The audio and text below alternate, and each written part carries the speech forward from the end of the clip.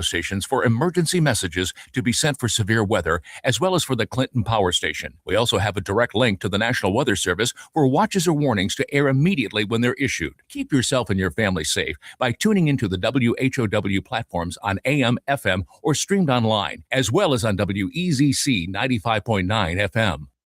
Your friend in Central Illinois, WHOW. Top of the morning. Thanks for being with us. I'm your host today, Seth Lawrence. The WHOW Morning Show streams to Facebook and YouTube, brought to you by Peterson Insurance, your Pekin Insurance agent in Clinton. My guest in studio this morning is Mr. Adam Ibbotson, Superintendent of Maroa-Forsyth Schools. Mr. Ibbotson, good to see you, sir. How you doing? Good morning, Seth. Well, we're back to January pretty well. Evidently, this is for the birds. Yeah. I thought we were going to turn a corner and have a nice spring. And welcome to Illinois. By the way, speaking of spring, when's your spring break? We are starting on the 30th of March, so we're at the very last end of the tail of the cycle, really. Yeah, so sure. Gotcha. We'll be out the 30th, and then come back on the 6th of April. Will be our first day that we're back. Gotcha. Very good. Are you out for Good Friday too? Then. Yeah, that kind of matches up with that along the way for that schedule, and then that's. Our calendar next year is pretty similar to the end, and then we'll kind of reevaluate from there. Yeah, I was thinking you guys approved like what, a 3-year calendar? 2 years. 2-year calendar. Yeah, this year's calendar, and then the 26-27 calendar we approved as well. And then next fall we'll start the process. I like approving 2 years worth of calendars just for families to know as they're making plans about when the spring break is and what do things look like for them for their calendars. So we'll start that process next fall and hopefully get another 2 years of calendars approved. Gotcha. Very good. Well, let's dive into this morning, Mr. Ibbotson. Some things going on in Maroa-Forsyth, and what's been top of mind for you lately here? The Illinois Assessment of Readiness, the IAR and the ACT. So we are about ready to approach into our windows for that here. For our IAR students, again, the IAR is given in grades 3 through 8. It's an annual test that's a part of the Illinois State Board of Education assessment suite.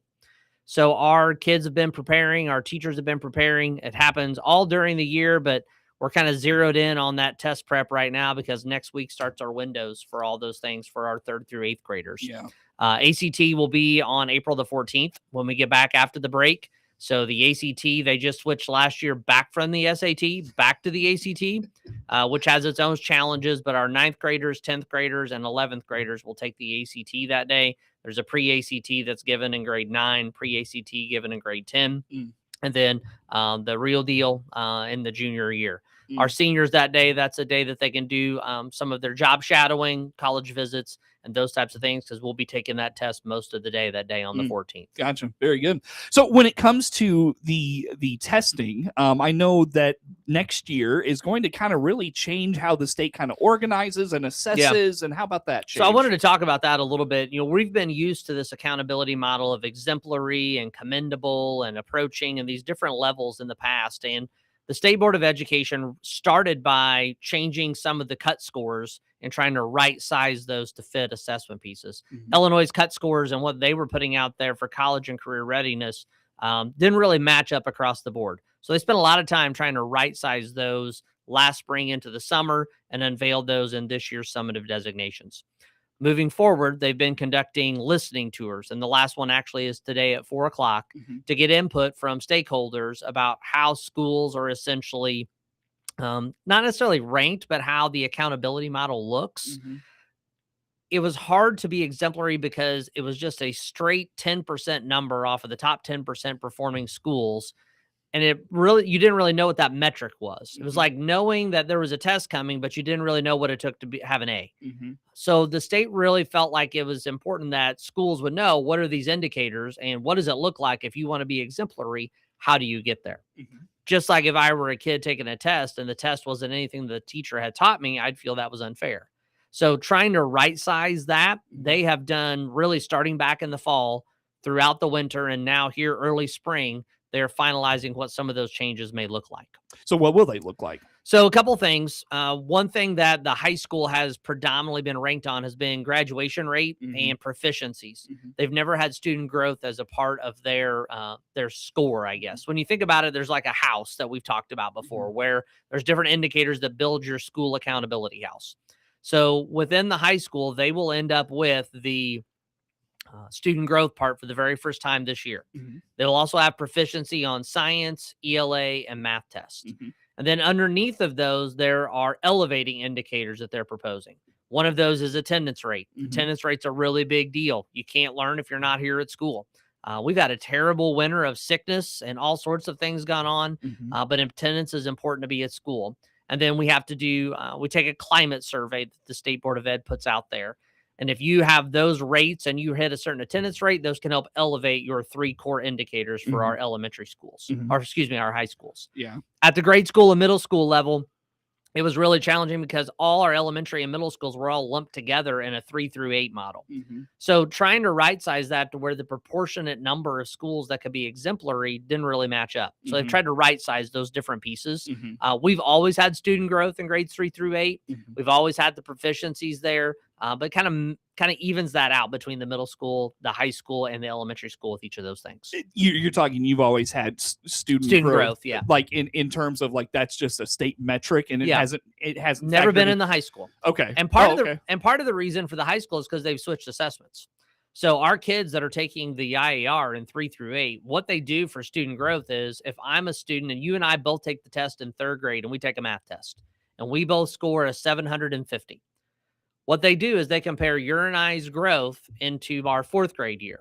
And if you grew and you scored on the next test an 800 and I scored a 760, you grew more than I did. So you get a higher student growth percentile. Okay. So that's always been a part of the calculation. And that's been a challenging part for us, is to meet those growth percentiles. It'll be interesting to see how that plays out with the high school with only 1 year of data from the ACT.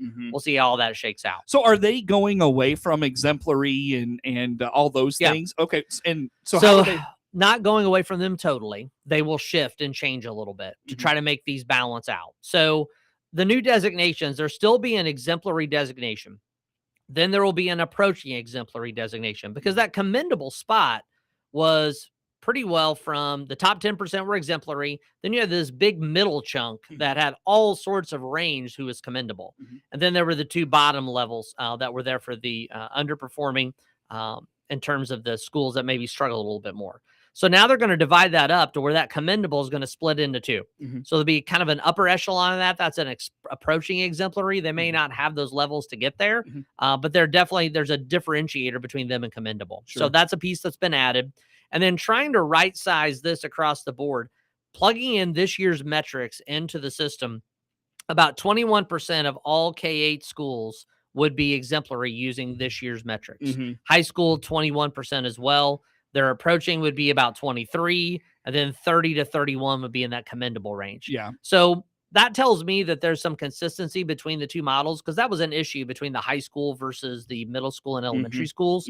They're trying to right size that between both of those pieces. Well, and it sounds less of like pitting schools against each other in terms of their scores, and more of a like, here's a standard you have to meet, and if you do, you get this designation type of a thing. And in each of those different bands, there are different requirements for you to be able to meet that exemplary piece and what that looks like. Where it's not just a straight, okay, whatever the scores are this year, the top 10%, you're exemplary. This is not so, it doesn't, arbitrary is not the right word, but it was just a cut score, but not a percentile. Right. Now we're looking at percentiles, just like when you go to the doctor and you have a growth percentile. Well, you're in the 70th growth percentile. Well, that means 30% of the kids grew more than you did, but you grew 70% more than other people.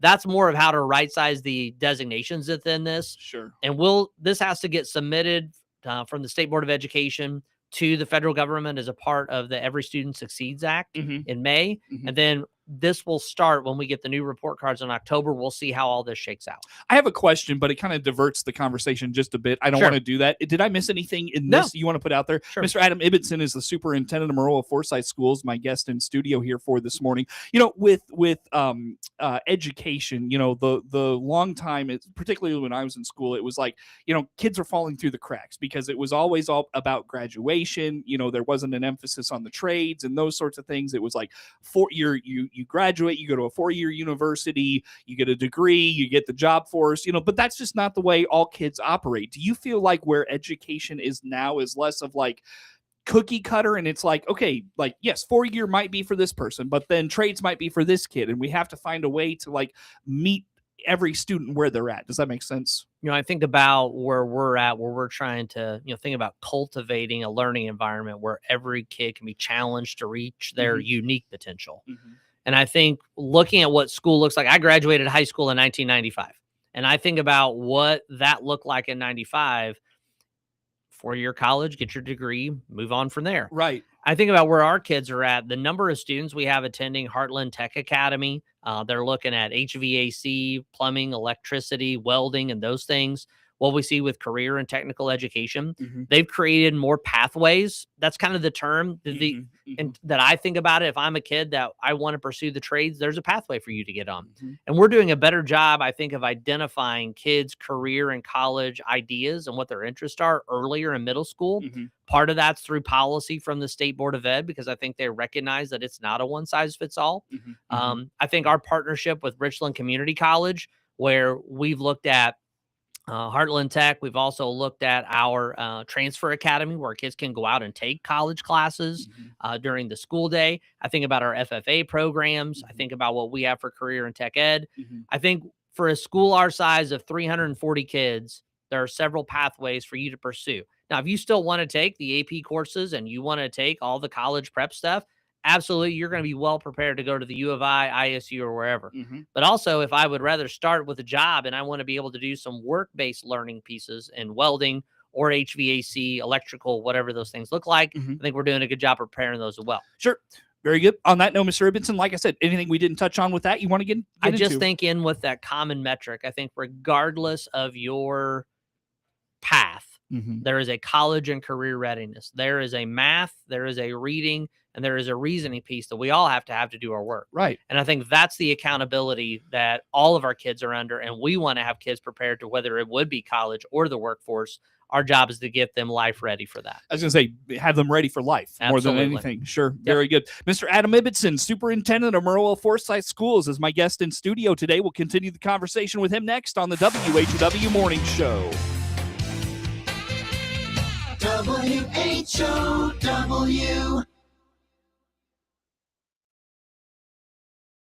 Good morning. I'm Ben Lowers, and I'm running for DeWitt County Sheriff. For 30 years, I've dedicated my career to protecting communities. I started as a 911 dispatcher, learning how to handle a crisis before I ever stepped into a squad car. I've served 25 years with the Clinton Police Department, the last 12 as Clinton's Chief of Police. I understand every level of public safety because I've lived it on the very front lines. As your sheriff, I'll bring that diverse experience, passion for law enforcement and leadership, and a steady hand to all of DeWitt County. I'm Ben Lowers, and I'm asking for your vote on March 17th. Paid for by citizens to elect Ben Lowers. ServPro Team McGuire is proud to be the exclusive sponsor of severe weather coverage across all WHOW platforms, AM, FM, and streaming online, as well as on WEZC, your easy choice for soft hits at 95.9 FM. Whether it's wind, rain, or even snow, you'll stay informed with severe weather updates around the clock. When severe weather strikes, we break in anytime to bring you the critical information you need to keep your family safe. Brought to you exclusively by ServPro Team McGuire, your local fire, storm, and water restoration experts.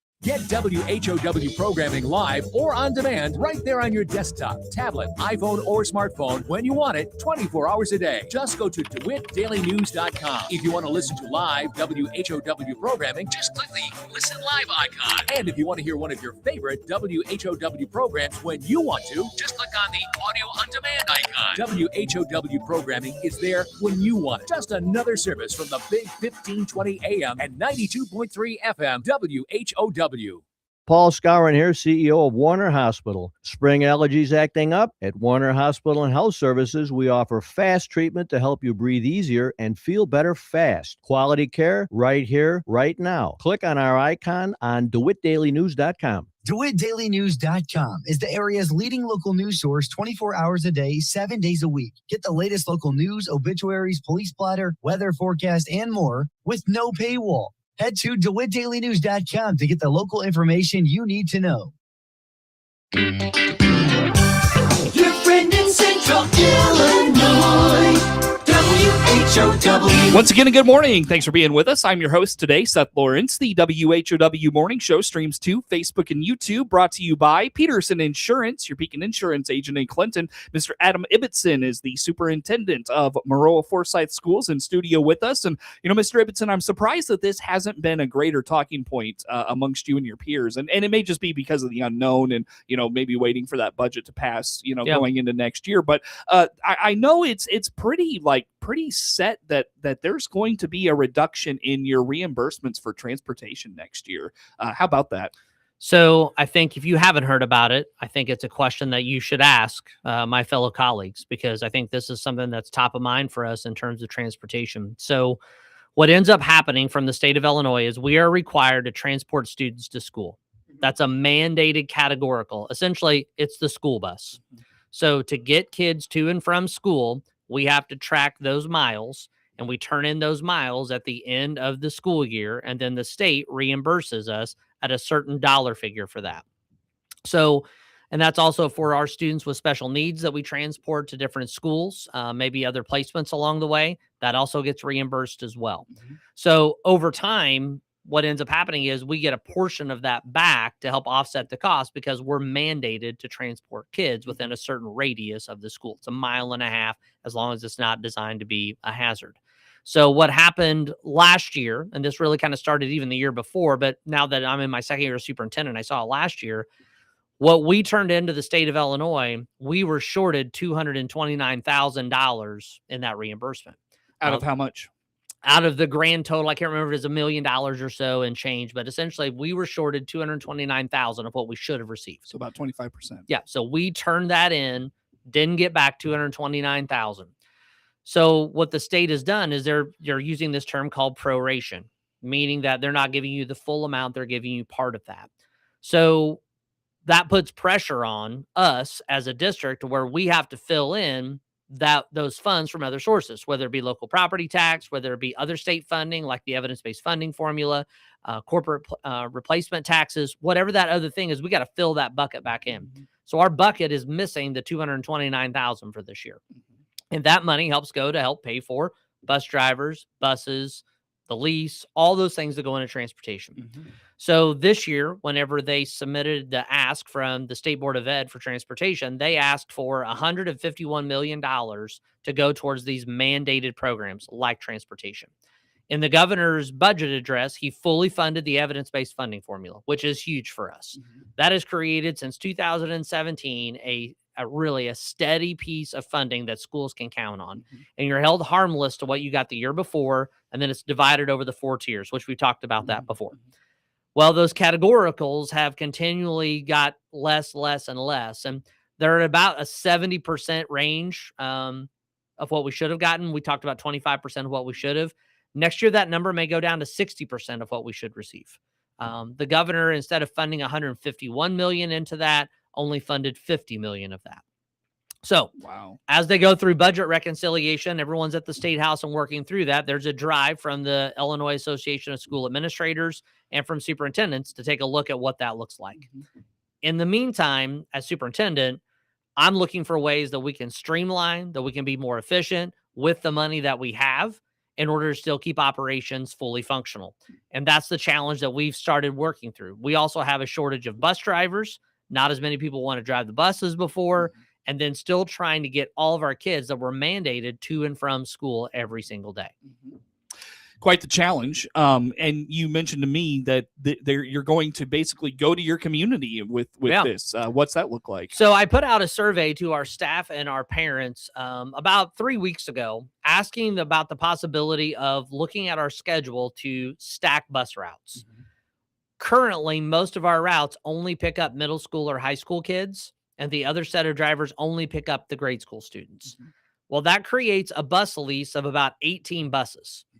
And we have at any point 6 to 7 buses that are sitting on the parking lot not being used during a day.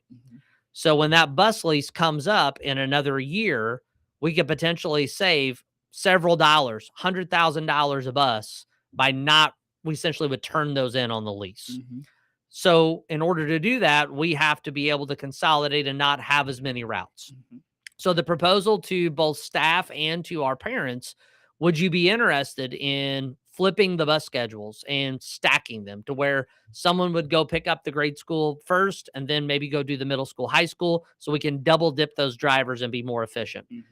In order to do that, I need a 25-minute stagger between the drop-off time at one school and the drop-off time at the other school.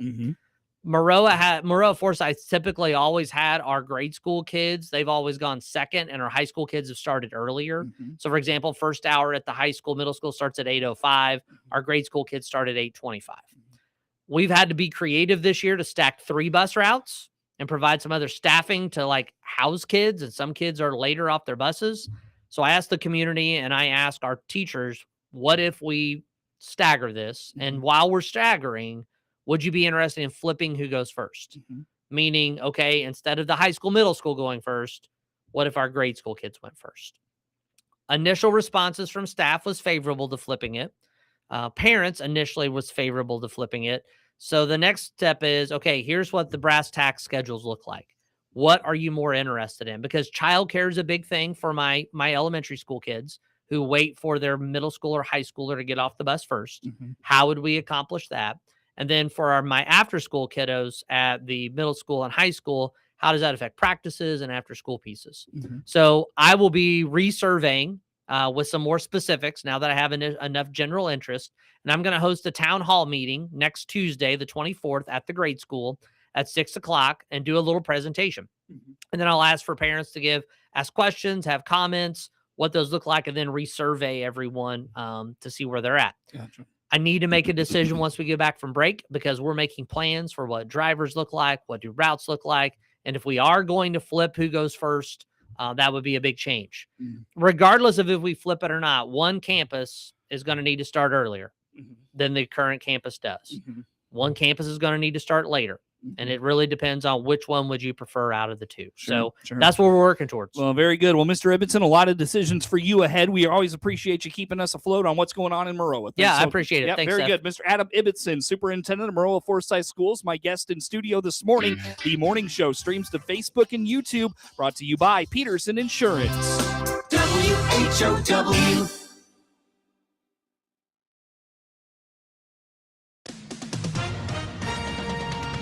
With SRN News, I'm Greg Clugston in Washington. Treasury Secretary Scott Bessent says President Trump could delay his upcoming visit